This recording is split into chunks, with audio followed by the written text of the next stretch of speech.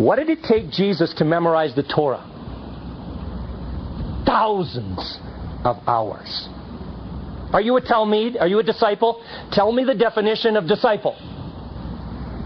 You want more than anything else in the world to be just like Jesus. How much time have you spent in the text? Honestly. Anyway, girls learned Psalms, Proverbs, and Deuteronomy by memory. I could tell you why, but it would take a while, and I'm going nuts because I don't have time.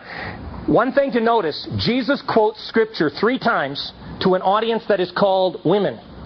Now, it doesn't mean there weren't any men there, but he's addressing the women. Each time he quotes Psalms.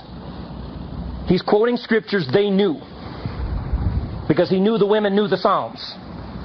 I think that's fascinating. Now, if you didn't learn the Torah by age 12, it wasn't a disgrace. Not everybody had those talents. But then you were finished. If at age 12 you had not learned the Torah by memory, then God was saying that's not your world. You can continue to love the Torah and study the Torah, but you now need to learn a trade. Girls would marry as soon as they menstruated, within a year of menstruation, onset of menstruation. So they were usually finished shortly after this. But a few moved on. The next level is called Beth Midrash. Midrash means to explain. Now you're going to move beyond memory to explanation. It's only boys. The girls marry, and most boys didn't get in, probably, although we don't know numbers. Ages 12 to 15. While you're doing this, you're also learning a trade with your dad. While you're there, you study the Torah more, again, now explanation, not memory, but you also begin to study, memorize the rest of the books. Not all of them, obviously, but some of them. Yes, sir? You mentioned earlier disciples were very young. You said John was 7. Would that be weird? He wasn't still in school? Okay. Awesome question. Can you defer on that for 5 minutes? Okay? Now, if at this age, by the way, most boys by this age, that was it. I mean, it was clear they were not going to be able to go to the next level. And so they would go into the trade that they had learned. Those few who were exceptional would go to the 3rd level.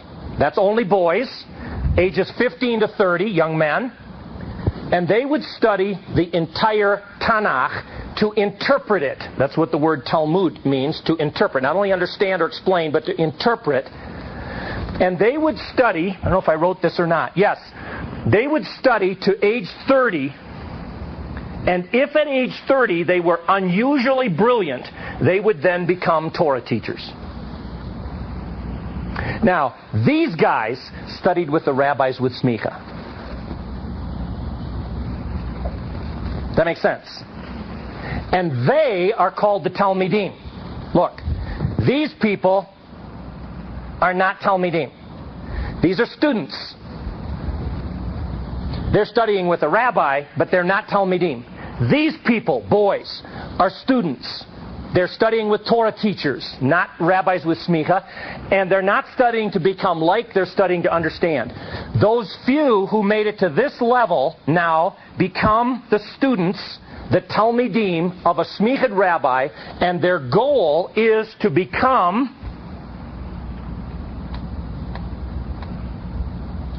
just like the rabbi. So 1 out of 1,000 ever get here. Question. Amanda? They could. Some married in that 2nd level. Most men didn't marry till around age 20 in that culture. Girls married at 13, boys 20 to 20, men 20 to 25. So you generally, that's why there were so many more widows than widowers in the Bible. Okay, now, these people, small in number, would now study with a rabbi with smicha. Listen to me. You cannot imagine the passion these guys have to be just like their rabbi. You follow him 24 hours a day. You sleep in the room where he sleeps. You eat in the room where he eats. If he goes to the men's room, they all go in with him. Not to the stall maybe, but into the men's room. Why? Because when he comes out, he may pray. There's a prayer for everything. You bless God for everything. When you use the bathroom, Baruch atah Adonai, I don't have to go through the whole thing. Blessed are you, Lord our God, King of the universe, for giving us openings in our bodies. And if you think that's weird, wait till one of your openings doesn't work. And you will, honestly, you bless God for the openings in your bodies. So I want to see my rabbi 24 hours a day because I want to end up being just like him. Now the phrase is to sit at his feet or to be covered with his dust. I have a student, great kid, Keith, a passion for Jesus like very few people I've ever met, who always signs off his emails in the dust of his feet. You are so close to the rabbi that when he walks on these dusty paths, you get covered with his dust. That's a Talmud. People, a Talmud is watching the rabbi like a hawk. Why? Because you want to be just like him. And the only way to be like him is to know him as intimately as you know your closest friend, or even more. Now, I want to talk to you a little bit about discipleship. It is, in my opinion, one of the things that Western thinking has absolutely destroyed. Listen to me. If I had asked you this morning, how many of you are or want to be disciples, I would have gotten most, if not all, hands. How well do you know him? I had David Flusser, in my opinion, the greatest Jesus scholar I've ever met. Not a believer, a Jew, head of the department at Hebrew University, who looked at the group. I don't think he knew there were Christians in there. It was a seminar. It wasn't a class. Christians call themselves Talmidim of the Rabbi. Any Christian who calls himself or herself a Talmud, a disciple of the Rabbi, and doesn't read all 4 Gospels once a week is a liar. You couldn't possibly know Jesus well enough to be like him if you aren't reading the Gospels at least once a month. Listen to me.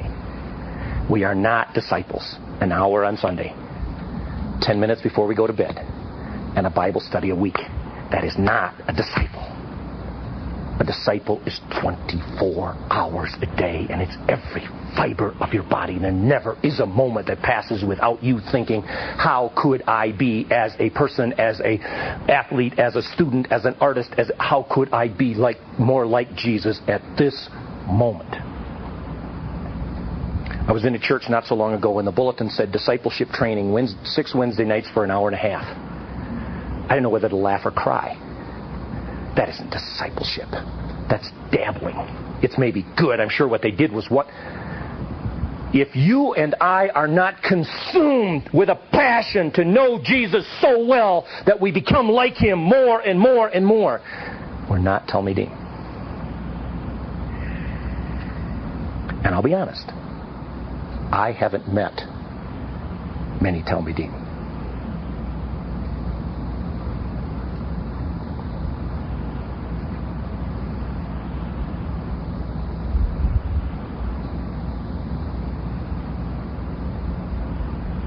Now, let's look at some of the implications. Now we come to all these questions you keep asking me. Look at this. You got to watch those little kids with the rabbi.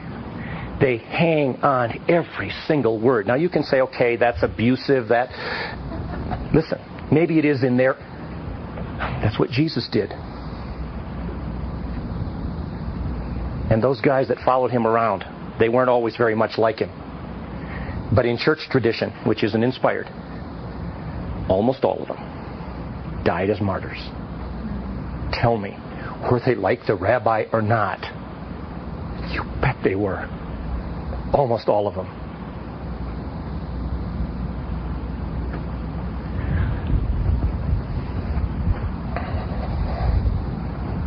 Now,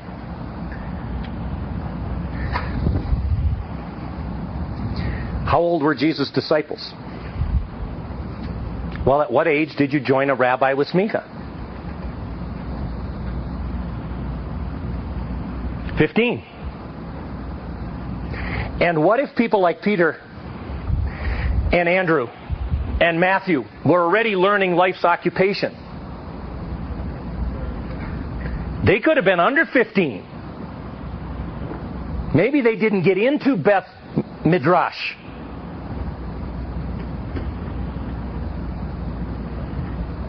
People, the disciples, are far more likely, high school sophomores or younger, than they are people my age. The only guy that the Bible moves in the direction of suggesting is older is Peter, in two ways. One, he's married. That suggests 20 to 25. Two, there's a commandment in Leviticus. Every Jewish male, 20 and older, has to pay 1 shekel temple tax every year.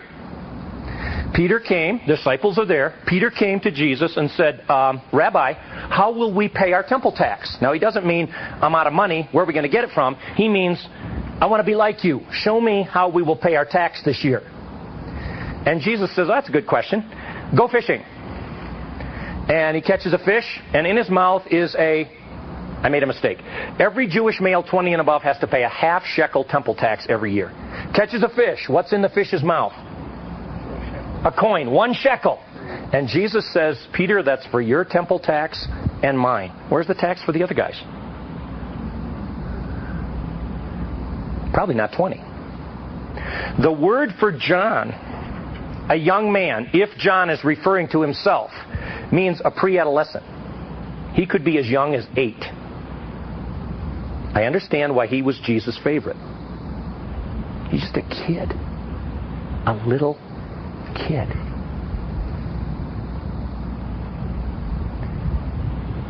What made those people so special? You know why? In my opinion? Because a kid of 12 or 14 is far more likely to become like his or her teacher than a kid of your age, and certainly than a person of mine.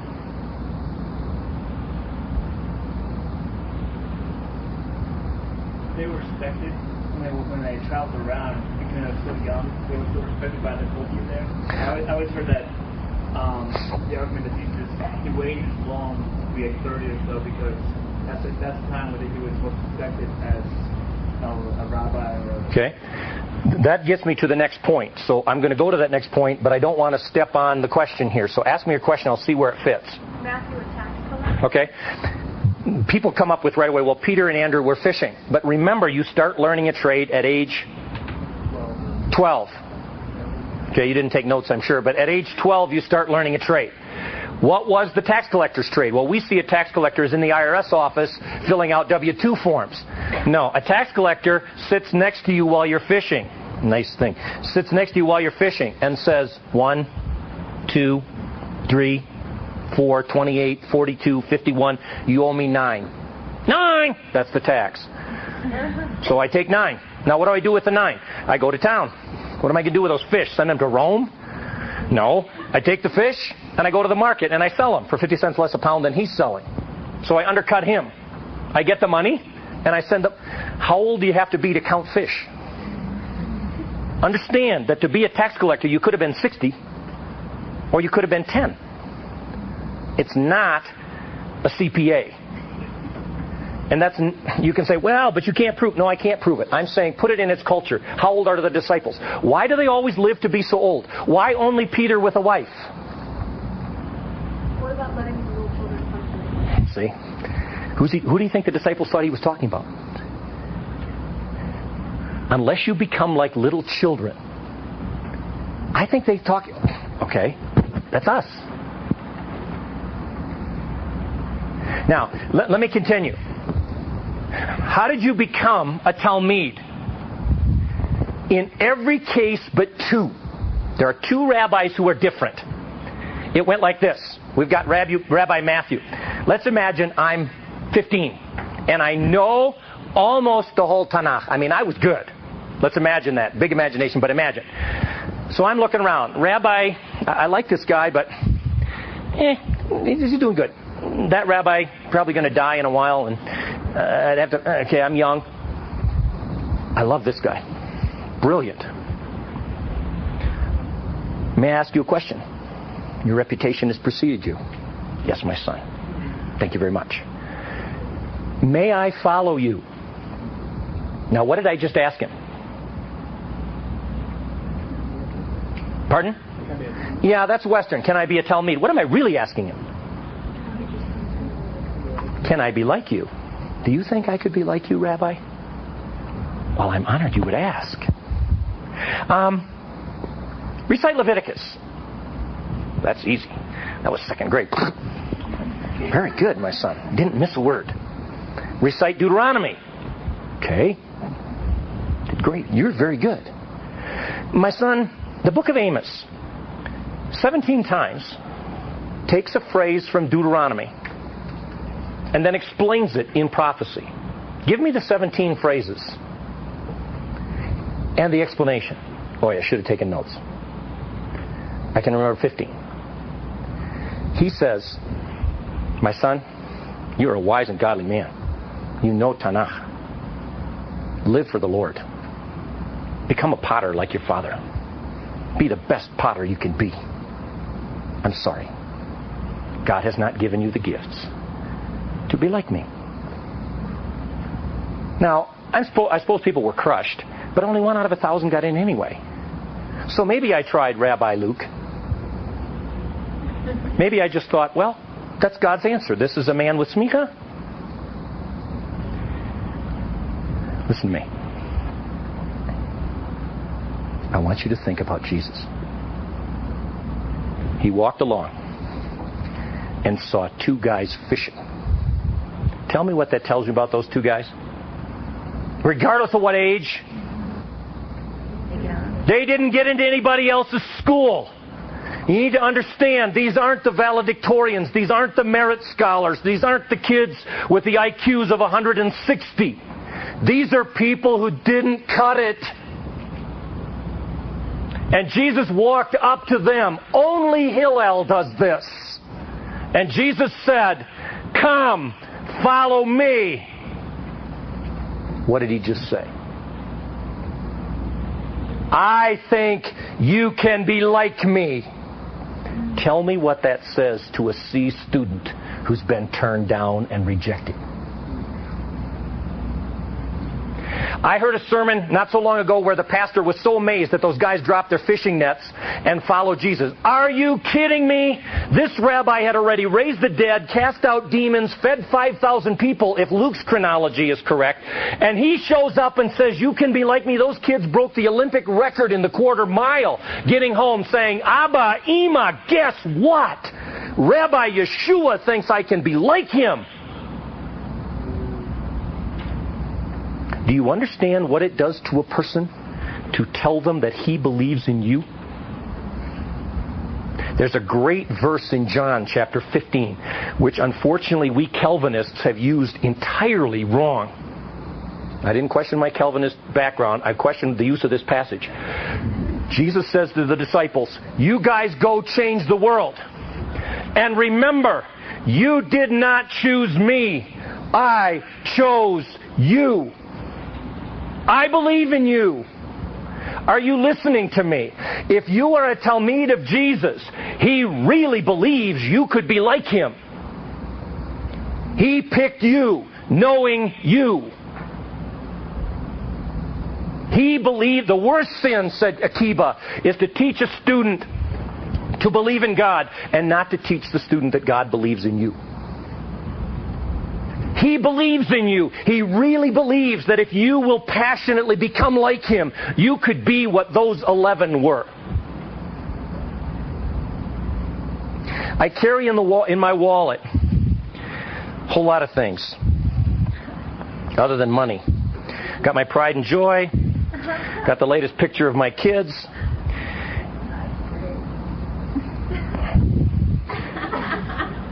And I have my student, Jonathan Van Dobschutz. John is now 20. He sat in my first hour Bible class for 3 years consecutively. In the front seat. Always the first one in, Always the first one out. I don't think he ever got a single answer on a test right. I don't think he ever handed in a single assignment. You see, John has Down syndrome. And John has the learning ability of a first grader. I remember the first time he walked into class, so we have inclusive ed, and he sat in the front, and I always have prayer at the beginning of class, and I said, I need somebody to write down these requests so that if God answers them, we can bless God. And Jonathan raised his hand. I thought, oh my God, what's he going to do? He can't even write. Fortunately, somebody was sitting next to him. I said, would you help work with John? She said, sure. You know what? That kid never wrote anything down. He never forgot a single prayer request. Months and months later, Jonathan would find somebody, and he would say, how's your cousin? My cousin, what's the matter? We prayed for your cousin like a long time ago. How do you remember that? Can I tell you something? This kid was more like Jesus than any kid in the class, starting with a teacher. He loved us. He cared about us. It was always being Jesus-like. He has the IQ of a first grader. It doesn't take IQ to be a Talmid. It takes the passion to want to be like him. And if you have the IQ, it's the same.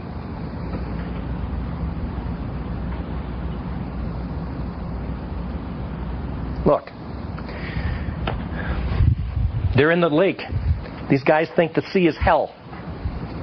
They're scared to death because the storm came up, just exactly what they think the devil is about. Funny story. Jesus is sitting up in the hills. It says they rode all night in the storm. And he watched them. For 6 hours he watched them. Next time you think you're rowing against the wind, remember, Jesus is watching. Then it says the third watch of the night, 3 a.m., he came walking out to them on the water. And the funny part is, it says, and he was going to walk on by. Hey, guys. Really, it's like, and they go, a ghost! Ah! Why a ghost? It's the abyss. And then Peter says to him, Rabbi, if it's you, let me walk to you. Now listen to me. We all turn Peter into this superhero, super Christian. Listen, this guy is a fisherman. He probably can't swim. He thinks it's hell. You think Peter for 1 second thought he could walk on water? Of course not. Why would he try? Get mocked by all his buddies? Maybe drown? Why would Peter try? He wanted more than anything else in the world to be just like his rabbi. If you're going to be like the rabbi, you're going to have to get out of the boat. I don't care how scared you are. I don't care how stupid you think people will think you are. If you're going to be like Jesus, you're going to have to get out of the boat and be like him. So Peter gets out. Now I see this kid. I imagine Peter is 20. And all the other sophomores are sitting there and they're like, holy cow, look at this. And Peter gets out and he goes, and I see him. I know high school kids. It's like, he's doing it. And then it says, the text says, and when Peter heard the wind and saw the waves, he became afraid. And he started to sink. And Jesus reached his hand and pulled him up and said, "O you of little chutzpah, why did you give up so easy? Why did you of little faith, why did you doubt what? Doubt me." See, that's what we Christians want to say. Why did you doubt me? People, he didn't doubt Jesus. Jesus is still standing there. Who did Peter doubt?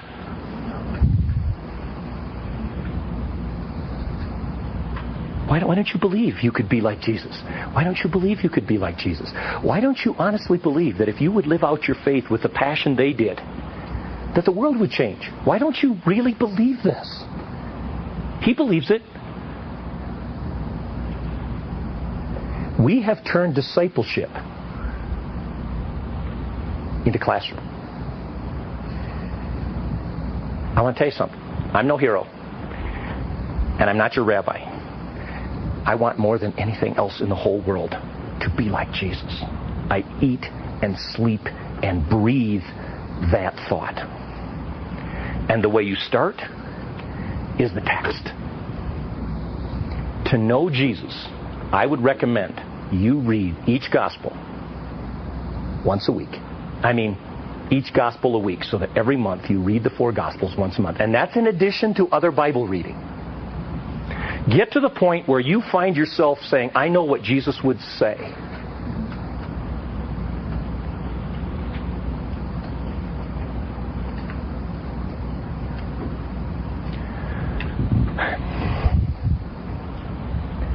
There's one other passage that fits this too, because I know what's going to happen. There'll be some in here, and I don't mean to point the finger, it's just I understand, and I've been in each of these roles, so I can relate to each of them, who will say, I'm going to heaven, so what difference does it make?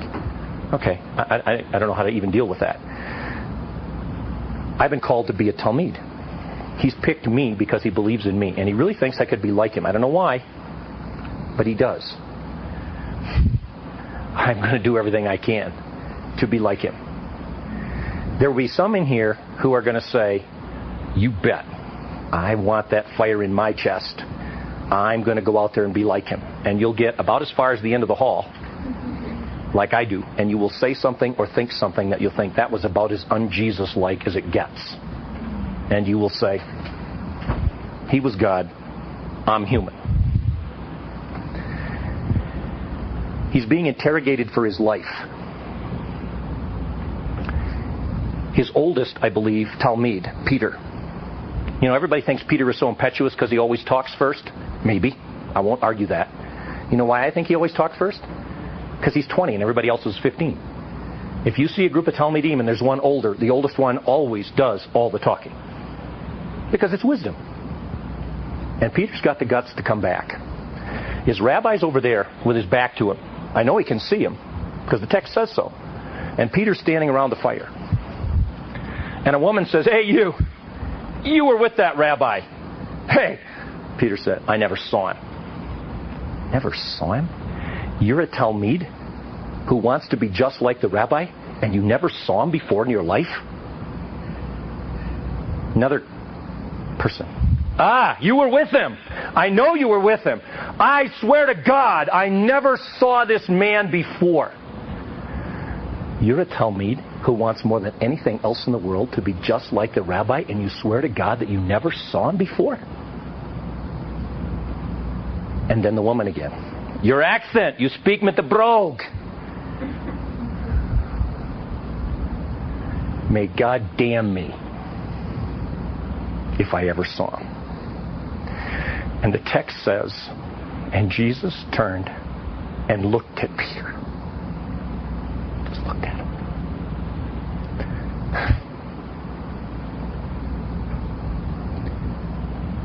For 4 years, I walked with you everywhere. You had the passion to be like me. My son, you take an oath that you never knew me. And Peter knew, from a Jewish context, that it was all over. There is not a rabbi in the world, not even a kibbutz, who would keep a disciple who swore in public that he never met the rabbi. And what does Peter do? Hangs around for the death and the resurrection. And then where is he? He's fishing. He's all done and he knows it. He screwed up big time. He threw it all away in an instant. Just like you will right down the hall. But this isn't an ordinary rabbi. Because this rabbi looked him up and said, my son, do you love me? Don't ask me. Of course. Then feed my sheep. My son, do you really love me? Jesus. Yeah. Then feed my sheep. My son, do you really love... Jesus, don't do this. Yes. then feed my lambs. Now put that into the picture of the culture. Who is the shepherd? Jesus. Who feeds sheep? Jesus. Who feeds lambs? Jesus. And when Jesus said to Peter, feed my sheep, feed my sheep, feed my lambs, what did Jesus say? Be like me, be like me, be like me. This is an amazing rabbi. And when you deny him, outwardly and actively, like I do, or inwardly and silently, if you go to him and say, Rabbi, I still want to be like you, he'll take you back.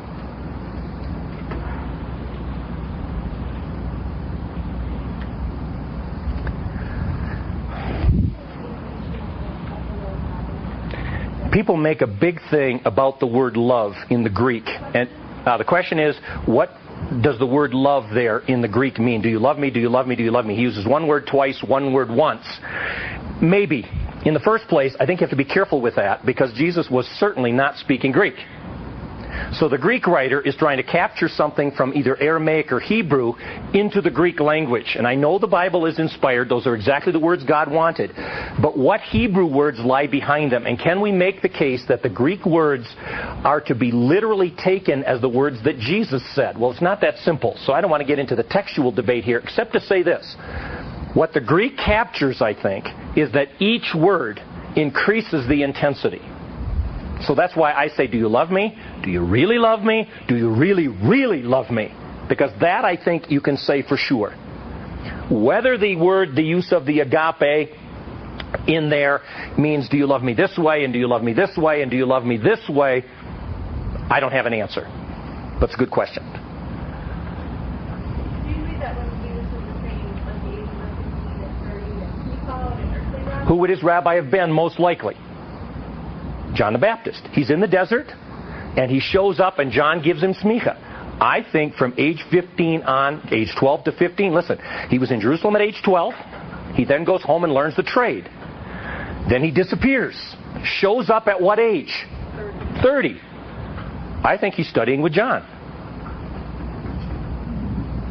That I can't prove, but I think that's logical. Isn't that odd? That's what the Jewish scholars talk about too. Not only that, but the youngest rabbi with smicha we know of, that I know of at least, got his smicha at age 60 in that time. Jesus would have had smicha at age 30. That's probably why they were so blown away. Where in the world did you get smicha, you 30-year-old? That's like, you're way too young. Well, then you make his teacher John only 6 months older. But did John have smicha? The answer is, when Jesus said to the Sadducees, where did John get his smicha? What is Jesus implying? That John had smicha. So John got it from somewhere too before age 30.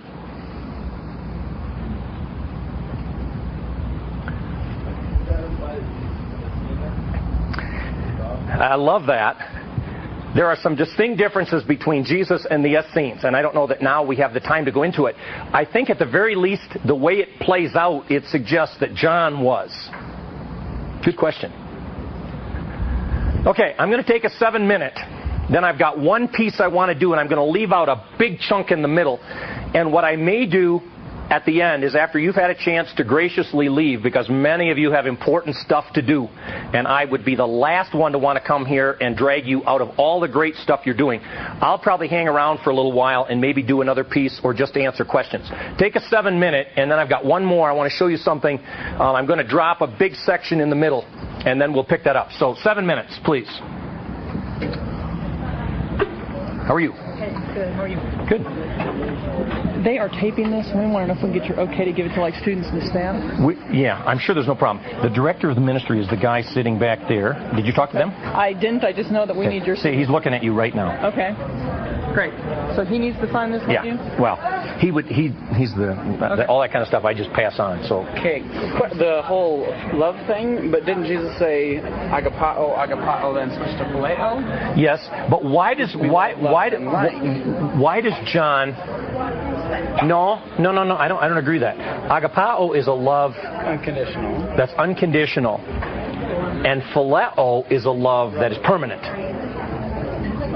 So you move from the idea of unconditional love to love that will never change. So, do you love me unconditionally? Okay. Do you love me unconditionally? Described that way, but Okay, well, that's the way I understand it. But see, that's not my question. I agree we have to go with the words in the text because they're the words that God wanted there. Yeah. But why did John choose those 3 words if Jesus didn't say those 3 words? That's my question. Could have been vocabulary. Well, see, and that's my question.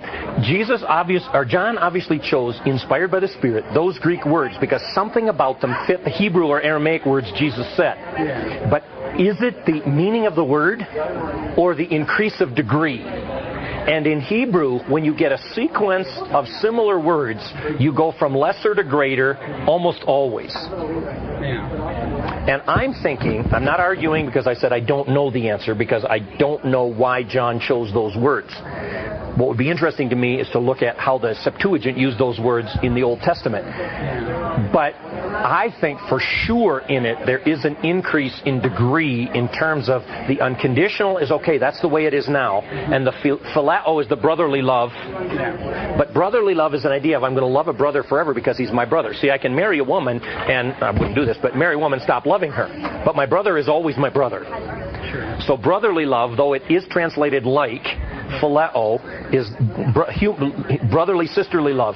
That is an eternal love. It has a degree, a sense of extending forever because it's a blood relationship, not a marriage relationship. Okay. So again, all I'm saying is let me add that little piece without knowing exactly why those Greek words are there. We'll have to ask John someday. Always ask, why did the writer choose those Greek words? Because they're inspired words, but they were words that were picked by God's grace because they had a certain meaning in that generation. Another question. Isn't the whole idea of it being canonical that it's not limited to a generation though? Being what? Like of certain words being canonical, like that it's not limited to it. But how do you even know when you go to the Bible and you come across a word what that is in English? How do you know that if you don't know what it meant? It's like chutzpah. Chutzpah in Hebrew today has taken on a different... Well, let me take an even more obvious one. Merkava. Merkava in Hebrew today means an army tank.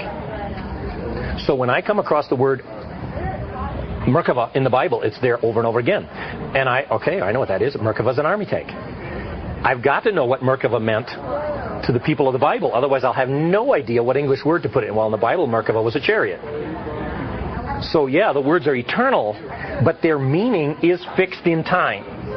And that's what translators do. They take a word and say, okay, that's the Hebrew. We know what modern Hebrew means. What did that word mean 1500 BC? Well, it meant such and such. Okay, now I can begin to ask what English, what Spanish, what French word translates that. But without knowing the meaning in the time and place, it doesn't help to know what the Hebrew word meant today. Does that make sense? So the words are eternal, but their meaning was fixed in time. When John chose the word phileo, he did because of what phileo meant then. True. And phileo may mean the same thing today, but it may not, too. What do you think about the documentary hypothesis? Well, I think there's probably it's one of those typical things that I find when I am exposed a little bit to liberal scholarship, and I'm very anti-liberal, not because I don't respect their right to think or they're wise, and I've learned a lot from liberals. Their problem is they have a low view of the text. Right. And if this isn't the very Word of God, then I haven't got anything to stand on anymore.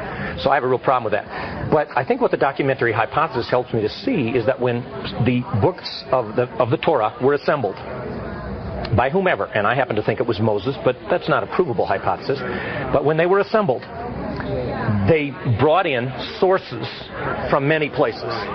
So there are a variety of sources in the Torah. Where I run into problem with the documentary hypothesis is when you start saying, well, the prophetic elements, for example, weren't put there until 500 years after the events happened.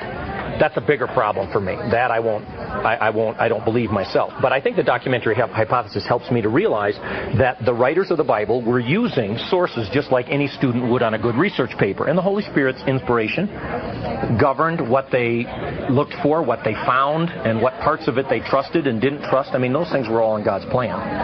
So you believe like a scribe wrote Moses' death? No. Well, maybe. I don't know. But certainly the person who has the priestly source is the one that is most like the account of Moses' death. P is the... So they switched the source. Yeah. You still would affirm some of the source, different sources. That's right. And even in there, it says the genealogies are recorded in the books of Yashar. Right. Well, what in the world is Yashar? Well, it's something that somebody got out of a library somewhere, and they're copying out of it. I have a question. This is more of a general question. Just quickly, just kind of help me sort everything out. Why is the reason if things are translated, what you say they're translated, why haven't we heard that before? Why have we been taught the way we've been taught? Okay, I'll start with that. I'll start this session with that. How's that? Okay. That's a great question. I like it. Can you go over really quick with the women being shepherds and stuff like that? I think that maybe goes along with religion. Because, where do you get that? Well, I'm taking what we know about the culture in the Middle East from ancient time to today, and it's just culturally clear that almost all shepherds, if not all shepherds, you can authenticate are little boys or girls. And there's nothing in the Bible, with the exception of Moses and even Joseph's brothers. People say, yeah, but they were all men. Okay, maybe they were, but did they have their families along? It doesn't say they didn't. We make it sound like it was only the 11 brothers of Joseph, and that their families weren't there. I don't think so. I think shepherds always go with their families. So his brothers are there, but I'll bet you anything that it was his kids that are herding the sheep. You know what I'm saying? So even with Moses, somebody asked me about Moses, and he's out by Mount Sinai. Well, there's two possibilities. One is he's an outcast. He's murdered somebody, and so he's alone, and now he's countercultural. Or he's married, has kids already. This we know from the Bible. Maybe Zipporah is there, and Zipporah is herding the sheep, and Moses is sitting under a rock. The only culture where you find male shepherds is the Arab culture that's been influenced by the British.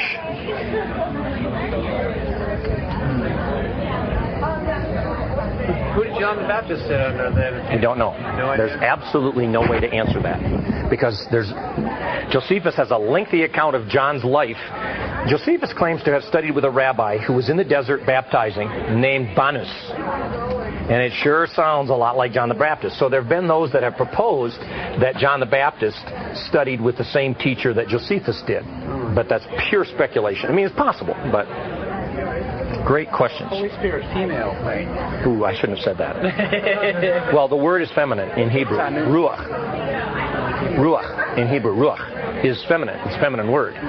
So technically you say she. I always get a kick out of that when people get all caught up in this thing about the gender in the Bible, because they want all male, which is correct. Jesus was he, God was he. But then they don't want to take the female. It's funny because it's obviously selective. But anyway, bless you.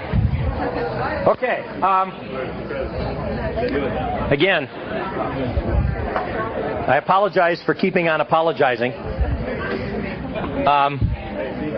Left all my stuff lay here.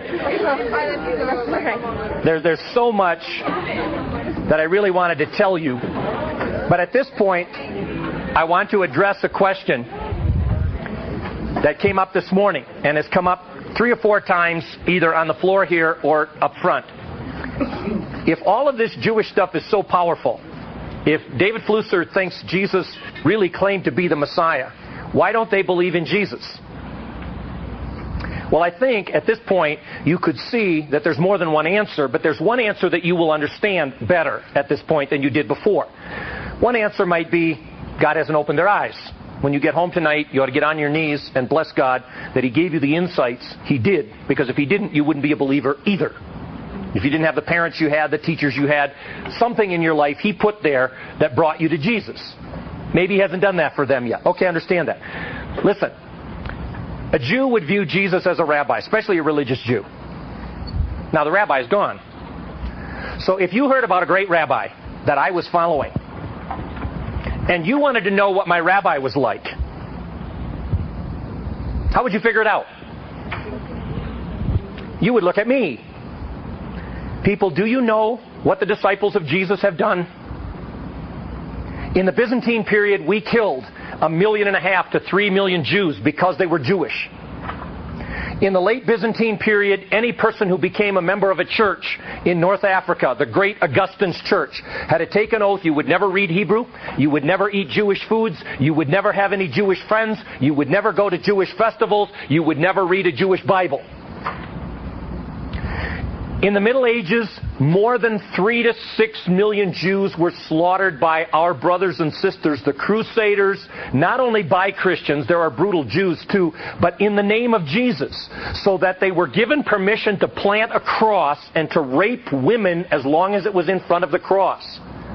And to cut babies in half as long as they were cut in half in front of a cross because you sent them to heaven.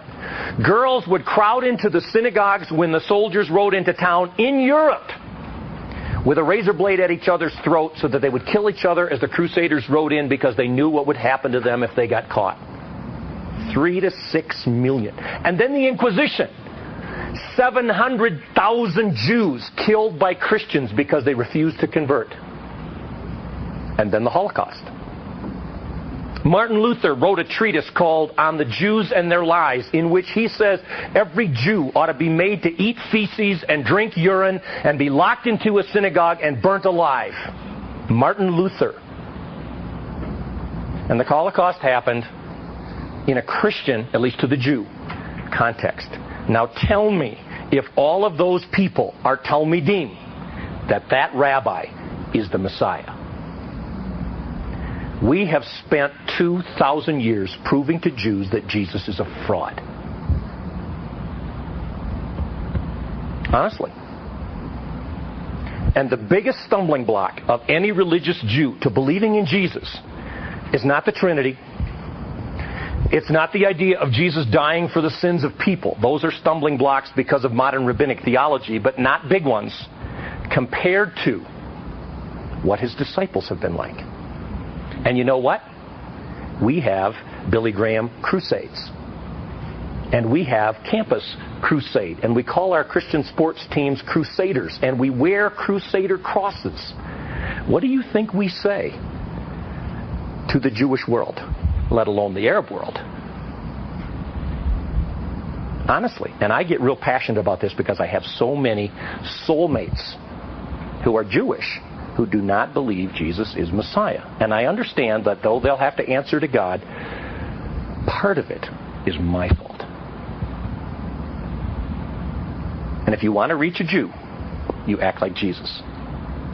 Because now they have a dilemma. Your rabbi must be genuine. Maybe.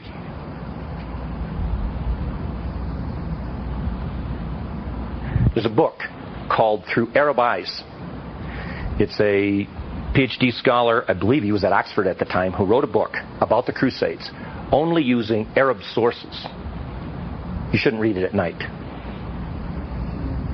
And I went to a Christian school where we were taught that the Crusades were a good thing.